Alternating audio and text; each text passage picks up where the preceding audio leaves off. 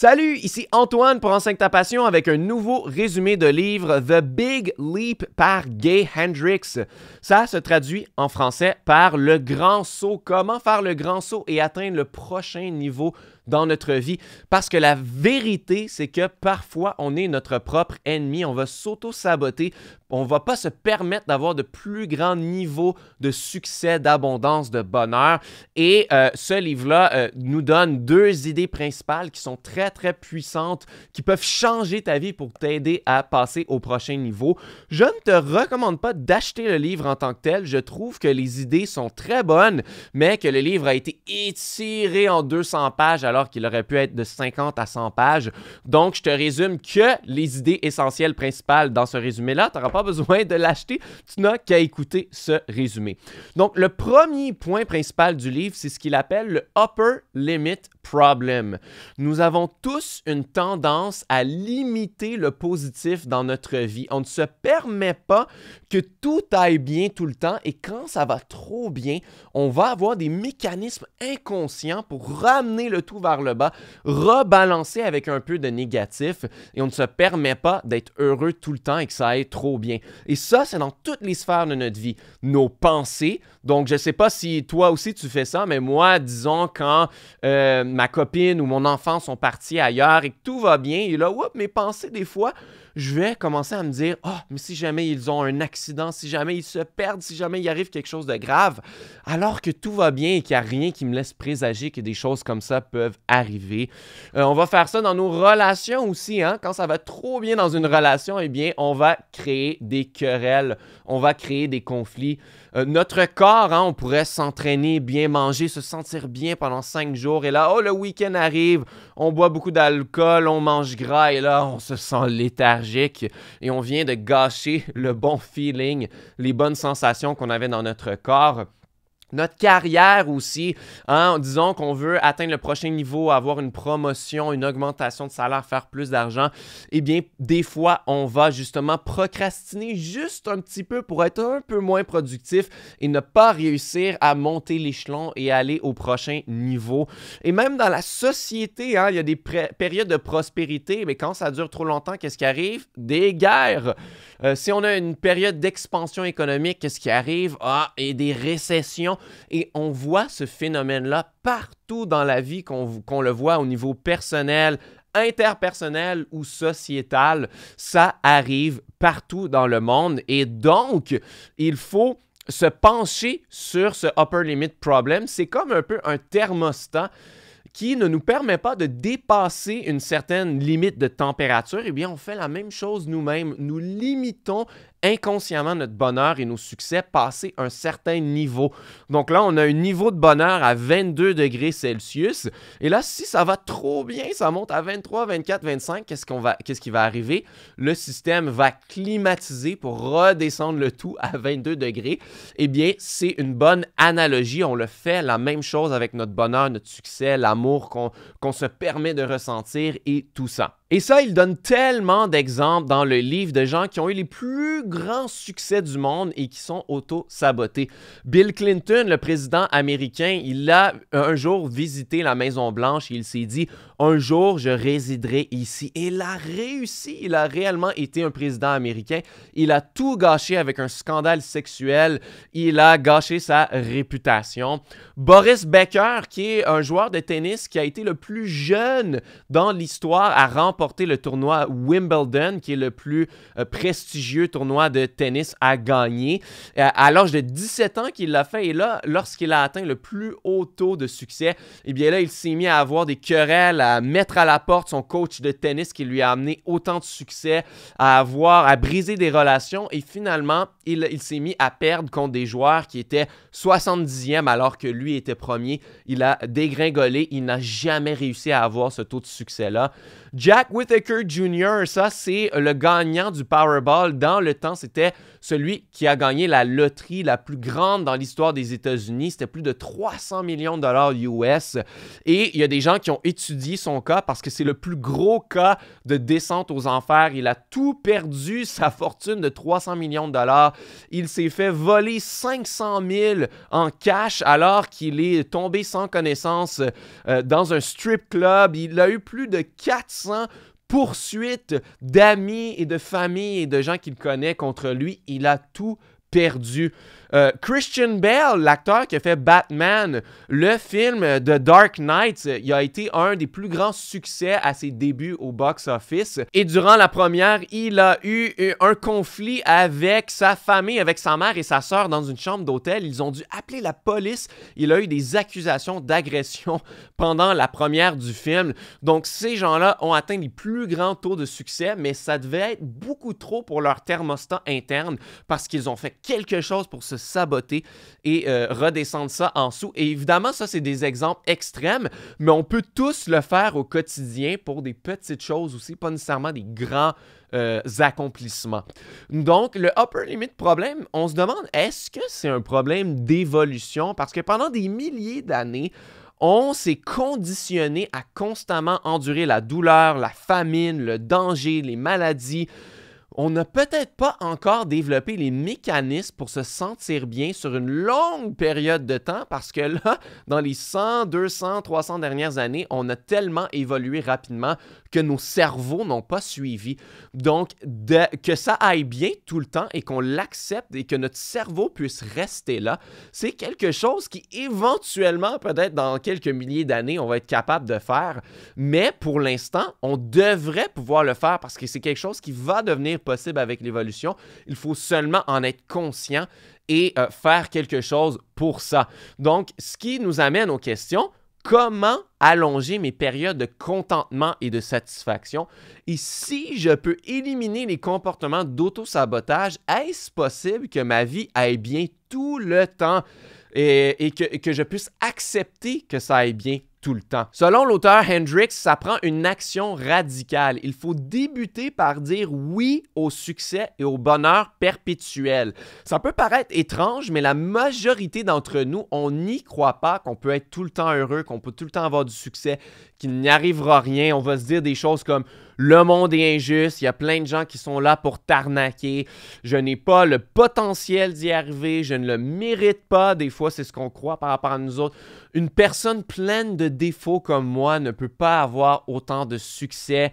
Je n'ai jamais de chance et ça prend de la chance pour réussir. Je ne suis pas né à la bonne époque. Je n'ai jamais le temps de faire ce que j'ai envie. Ou toute autre excuse. C'est des excuses qu'on va utiliser pour se dire que c'est correct que notre thermostat soit plus bas, que c'est correct qu'on n'essaie pas de viser plus haut parce qu'on n'a pas les capacités, parce que les circonstances externes font qu'on ne pourra jamais le faire. Et bref, il faut revenir au fait que si on n'accepte pas qu'on peut être heureux tout le temps et qu'on peut avoir du succès en perpétuité, eh bien, tout ça ne sert à rien. Il faut commencer par accepter, enlever cette barrière-là que oui, c'est possible d'être heureux tout le temps. Oui, c'est possible d'avoir tout le succès que je mérite et oui, j'en mérite du succès parce que tout le monde le mérite au final. Justement, selon Hendricks, il y a 4 barrières qui font qu'on ne peut pas dépasser notre upper limit. La première, c'est se sentir fondamentalement mauvais ou imparfait. Je viens d'en parler beaucoup. Je ne mérite pas le succès. Je n'ai pas assez de talent. Je suis quelqu'un qui a trop de défauts pour pouvoir y arriver. Numéro 2, c'est se sentir déloyal à notre famille, à nos racines. Donc, on dit, si j'entreprends vraiment ce gros projet-là qui est dans ma zone de génie, on va en parler dans quelques minutes de c'est quoi la zone de génie, eh bien, je vais laisser tomber ma famille parce que là, je vais mettre plus de temps là-dessus. Ou des fois, c'est nos parents qui vont nous dire, il faut que tu restes aux études. Là, toi, tu as envie de quitter les études pour faire ton business en ligne, pour aller démarrer une carrière de musicien. On ne veut pas laisser tomber, être déloyal envers les gens qui croient en nous. Donc, on va rester dans notre zone de confort au lieu. Numéro 3, penser que plus de succès égale un plus grand fardeau. Dans le livre, il dit qu'on se sent un fardeau pour les autres, pour la société, et que ça vient souvent de notre enfance, que si jamais on n'était pas désiré par nos parents ou que nos parents n'ont pas vécu leurs propres rêves à cause de nous quand on était jeunes, on se sent comme d'un fardeau constamment.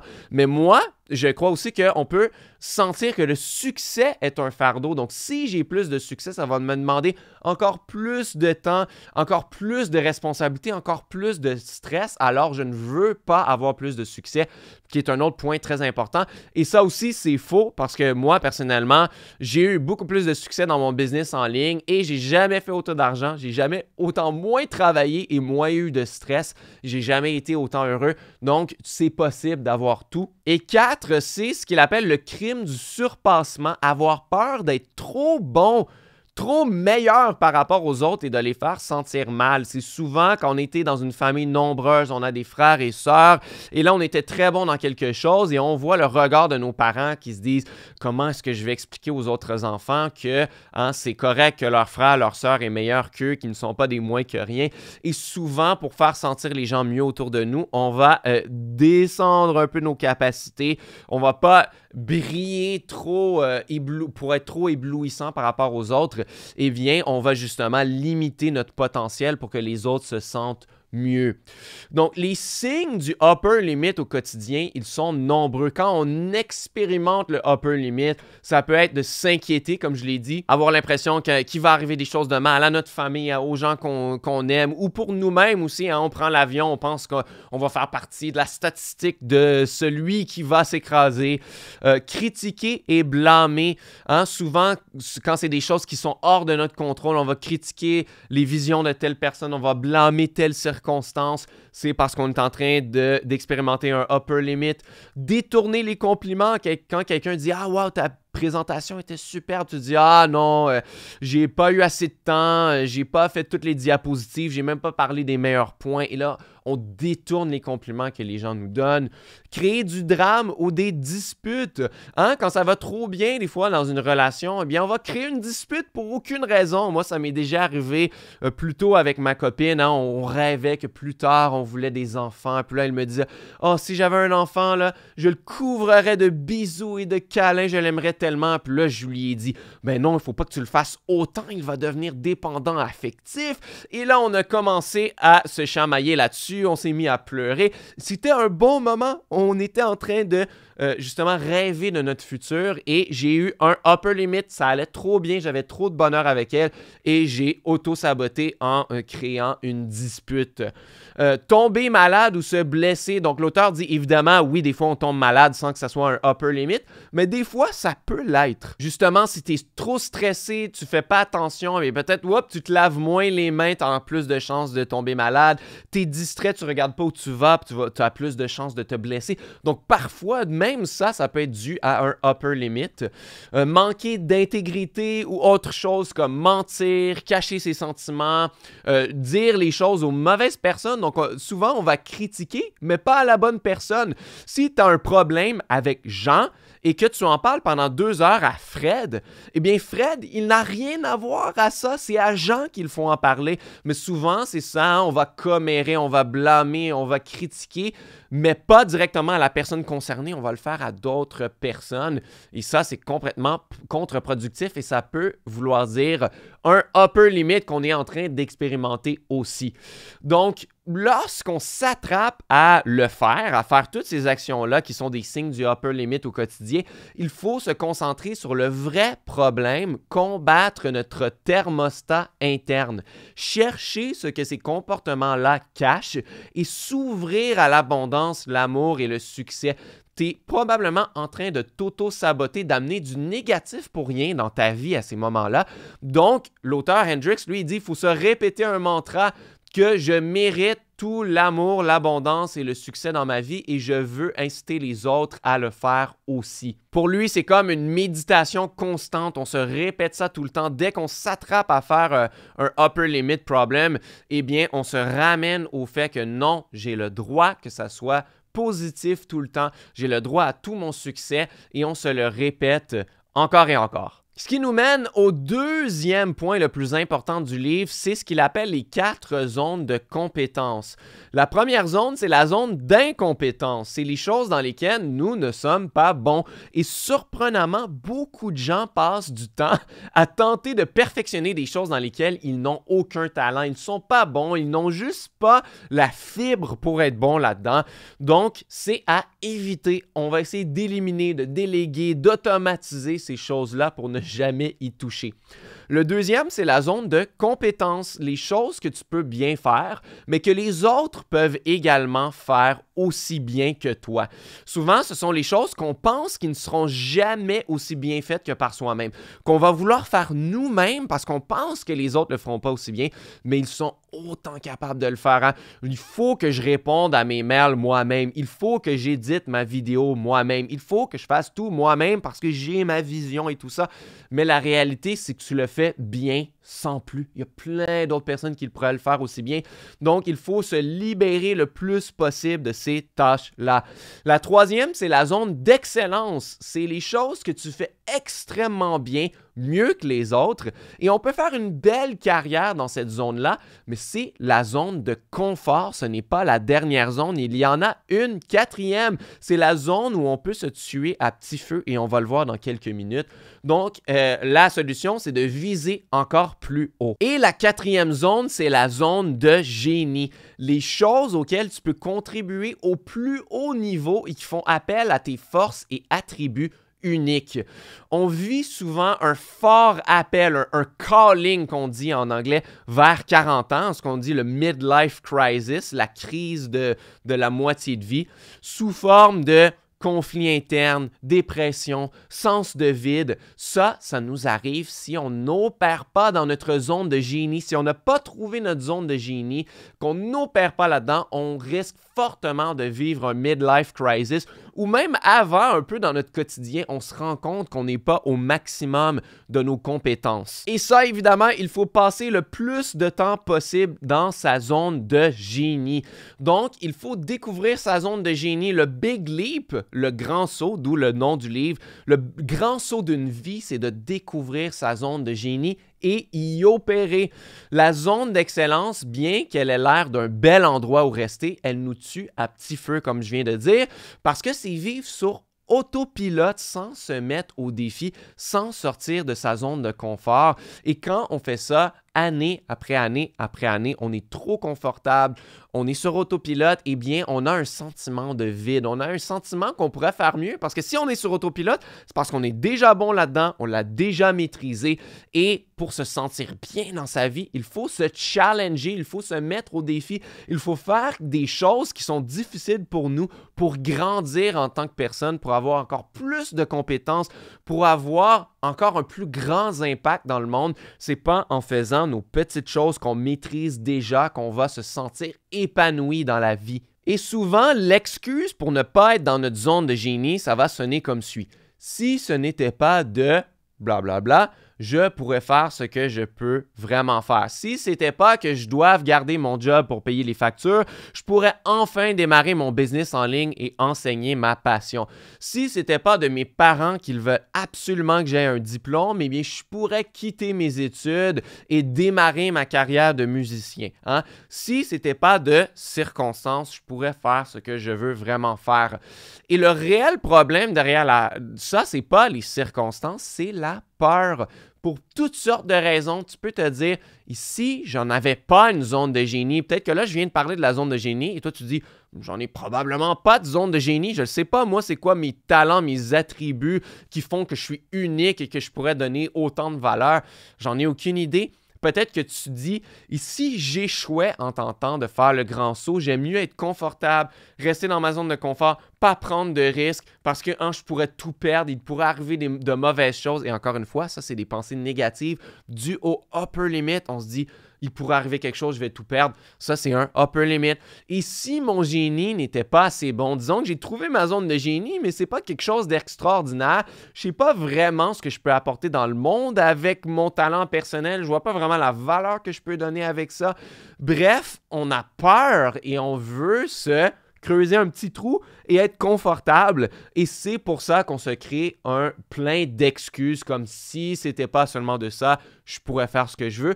Et on se crée plein de comportements qui sont nos upper limits, justement, de mentir, d'avoir plein de pensées négatives, de créer des conflits. Tout ça, c'est dû à la peur. La solution, c'est tout simplement de s'engager. Je m'engage à vivre dans ma zone de génie maintenant et pour toujours. Je fais le grand saut dès maintenant. Une fois que j'ai identifié ma zone de génie, je dois y être le plus longtemps possible. Je ne dois pas me contenter de la médiocrité. Et oui, la zone d'excellence, ça peut être vu comme une médiocrité parce que tu ne fais pas d'effort dans cette zone-là. Donc, il faut vraiment s'asseoir avec soi-même et se dire « Je m'engage à vivre dans ma zone de génie maintenant et pour toujours ». Et la plupart des gens savent ce qu'ils veulent vraiment. Si j'avais le temps, j'aimerais écrire ce livre. Si ce n'était pas des circonstances actuelles, je créerais mon business en ligne. J'aimerais avoir un plus grand impact dans le monde. Si j'avais plus de temps, je ferais des vidéos pour pouvoir partager mon expertise et mes techniques pour que plus de gens puissent en bénéficier. Bref, on sait ce qu'on veut faire. Mais si jamais tu ne sais pas ce que tu voudrais faire, pose-toi ces questions. Numéro 1, qu'est-ce que j'aime tellement faire que je ne vois pas le temps passer? Numéro 2, qu'est-ce qui est du travail, mais que je ne ressens pas comme du travail? Donc, la question numéro 1, c'est qu'est-ce que je pourrais faire pendant des heures et je n'ai pas vu que ça a duré des heures? La question 2, c'est qu'est-ce que je pourrais faire pendant une journée complète et je ne me suis pas rendu compte que je travaillais? C'est comme, mais j'aime tellement faire ça que, moi, c'est un peu ça, je fais un résumé de livre, c'est ma journée de travail, c'est lire un livre de développement personnel ou business ou finance, des choses que j'adore déjà faire, en faire un résumé, ce qui est dans ma zone de génie. Et donc, moi, je force pas, c'est une super belle journée pour moi.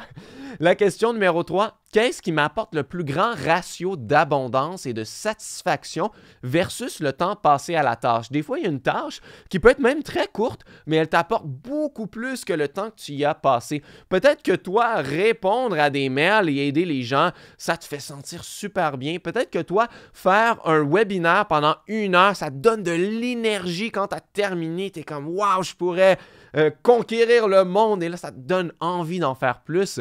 Eh bien, tu as eu plus de bénéfices que l'heure passée à faire ce webinaire-là. Donc, qu'est-ce que c'est pour toi? Numéro 4, quelle est mon habileté unique, une compétence avec laquelle je peux apporter un maximum de valeur? Quel est ton super pouvoir? Dans le livre, il dit qu'il a parlé de ces concepts-là à ses filles qui avaient 9 ans, 10 ans environ. Et elle disait, ça c'est comme un super pouvoir, mais en vrai. Il dit exactement. Puis il dit, le upper limit problem, c'est comme quand ça va trop bien, tu fais quelque chose de négatif pour gâcher le tout. Il dit, vous avez très bien compris les concepts de mon livre. Bravo les filles.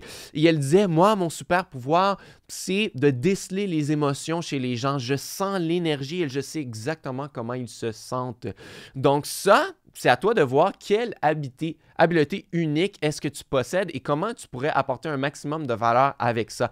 Donc lui, il parle des poupées russes, qui sont des poupées qui s'emboîtent une dans l'autre de plus en plus petites. Donc si tu n'es pas certain, souvent ça commence par une grosse compétence globale et ensuite on va y aller couche par couche. Donc tu peux commencer en te demandant, je suis à mon meilleur quand je... Et là, tu remplis. Je suis à mon meilleur quand je fais un résumé de livre. Quand je suis à mon meilleur, la chose exacte que je fais, c'est de lire le livre et en mettre les points principaux dans des diapositives. Et lorsque je fais cela, le truc que j'aime le plus à propos de cela, c'est de découvrir les golden nuggets, les pépites d'or qui sont cachées derrière les meilleurs livres, les meilleurs auteurs au monde pour pouvoir les synthétiser, les simplifier, les partager à d'autres personnes. Donc, quand j'y vais couche par couche, je défais la poupée russe, je me rends compte que mon super pouvoir, ma zone de génie, c'est tout simplement de simplifier des concepts et de les partager aux autres pour qu'ils en bénéficient. Donc, une fois que tu as découvert toutes ces couches-là et que tu es allé au centre, c'est à toi de te demander comment est-ce que je peux faire pour que mon super pouvoir amène un maximum de valeur aux autres. Et là, tu vas te retrouver dans ta zone de génie. Tu vas trouver ce qui est vraiment important pour toi et ça va être la base de tout, de ton travail, de la façon dont tu vas l'offrir, la façon dont tu vas le monétiser, de comment tu vas travailler. Tout ça, ça va être dans cette essence-là. Ensuite, le reste du livre va dans tous les sens. Il parle justement de se dire plein de mantras. Il y a un chapitre sur comment contrôler le temps, contrôler sa perception du temps pour avoir du temps infini. Avec une histoire d'un gars qui allait être en retard à un meeting et finalement, il a décidé de ne pas regarder sa montre et finalement, il est arrivé avant tout le monde. Bref, des choses qui sont un peu psychologie à deux scènes, là, les côtés du développement personnel que j'aime un peu moins, de genre on peut contrôler notre réalité avec des mantras et avec la pensée magique.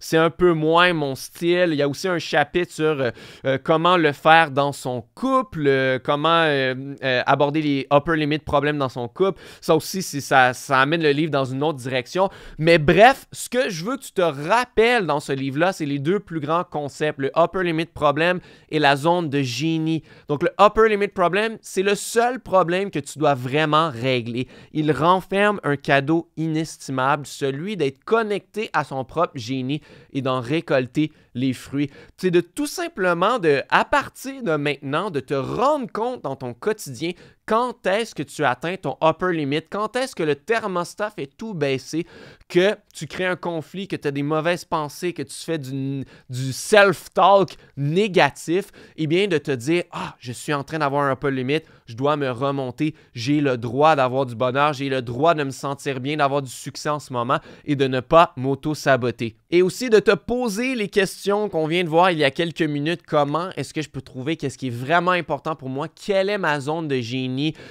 C'est où que je ne suis pas dans la médiocrité, que je peux me challenger, que je peux me donner un défi de me surpasser, de prendre mes meilleurs talents, ce qui fait que je suis unique et faire en sorte que je puisse en faire bénéficier le plus de gens possible. C'est réellement comme ça que tu vas avoir du succès de façon infinie, que tu vas pouvoir faire le grand saut dans ta carrière et dans ta vie.